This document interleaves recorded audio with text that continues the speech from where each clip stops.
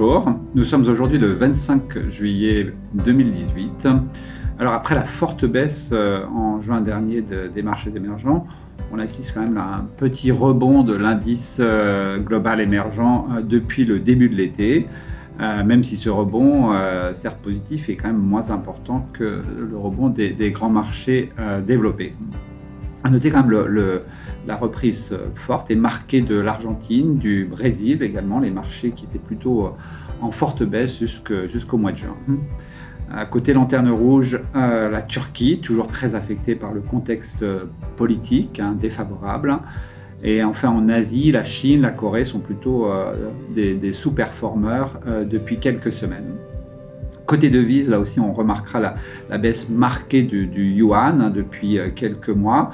Alors, c'est un rattrapage par rapport à la hausse de cette devise au cours du premier trimestre, ou c'est plutôt un rattrapage à la baisse.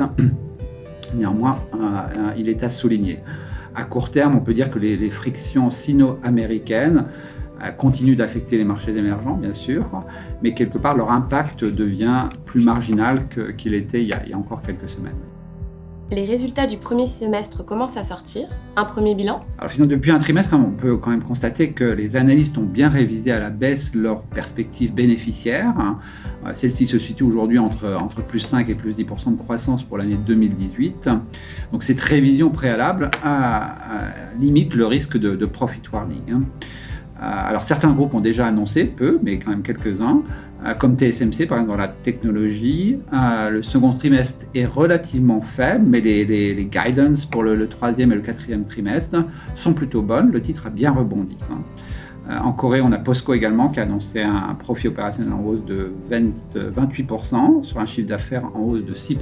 C'est une belle progression de marge. LG Chemical également a annoncé de bons chiffres. Le titre était en hausse ce matin de 9%. Donc les premiers chiffres, on peut dire qu'ils sont relativement satisfaisants, ce qui peut, à mon avis, constituer la base d'un rebond au second semestre, un rebond qu'on espère être durable.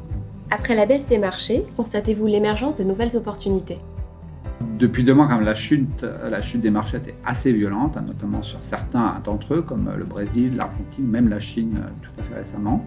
On estime qu'il y a des opportunités, comme on le disait le mois dernier. On a du reste réinvesti une partie de nos liquidités sur certains titres en Argentine et au Brésil.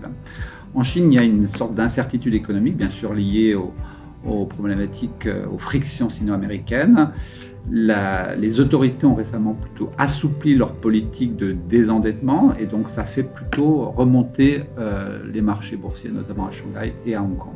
En conclusion, quel est votre scénario? À court terme, toujours beaucoup de volatilité, bien sûr liée au contexte international, notamment les relations entre la Chine et les États-Unis.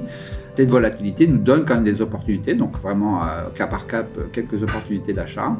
À moyen terme, parce que les marchés quand même sont en train de faire une base et que la progression pourrait être largement positive à partir du 4e trimestre. Merci et bonnes vacances. Au revoir.